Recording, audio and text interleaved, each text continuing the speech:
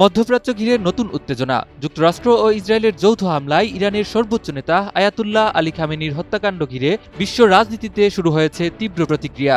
এই ঘটনাকে এবার কড়া বার্তা দিলেন রাশিয়ার প্রেসিডেন্ট ভ্লাদিমির পুতিন।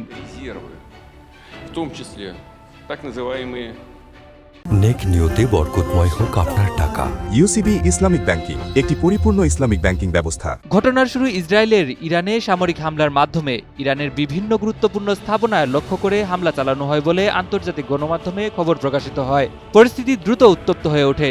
এরপর যুক্তরাষ্ট্র ও ইসরায়েলের যৌথ অভিযানে ইরানের সর্বোচ্চ নেতা আয়াতুল্লাহ আলী খামেনি নিহত হয়েছেন বলে খবর ছড়িয়ে পড়ে। এই ঘটনাকে কেন্দ্র করে মধ্যপ্রাচ্যে নিরাপত্তা উদ্বেগ আরও বেড়ে যায় এবং পাল্টা প্রতিক্রিয়ার আশঙ্কা তৈরি হয়। শরিয়া ভিত্তিক আধুনিক ইসলামী ব্যাংকিং।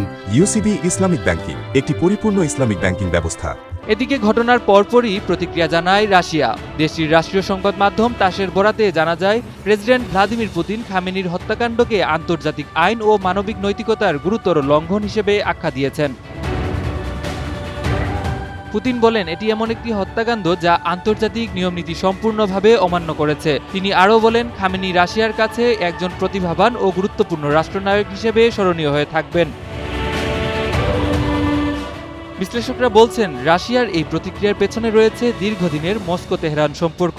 ইউক্রেন যুদ্ধের সময় ইরান রাশিয়াকে ড্রোন ও ব্যালিস্টিক ক্ষেপণাস্ত্র সহ বিভিন্ন সামরিক সহায়তা দিয়েছে বলে আন্তর্জাতিক মহলে আলোচনা রয়েছে। এছাড়া রাশিয়ায় ড্রোন উৎপাদন কারখানা গড়ে তুলতেও সহযোগিতা করেছে ইরান।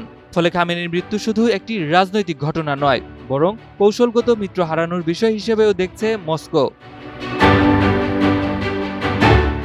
এর আগে রাশিয়ার পররাষ্ট্র মন্ত্রণালয় ইরানের ওপর মার্কিন ও ইসরায়েলি হামলার তীব্র নিন্দা জানায়। তারা এই হামলাকে বেপরোয়া পদক্ষেপ এবং অকারণ সশস্ত্র আগ্রাসন বলে উল্লেখ করে। রাশিয়ার মতে এই ধরনের পদক্ষেপ আঞ্চলিক স্থিতিশীলতা আরও ঝুঁকির মুখে ফেলতে পারে। বিশ্লেষকরা বলছেন, এই ঘটনা মধ্যপ্রাচ্যে বড় ধরনের সংঘাতের সূচনা করতে পারে।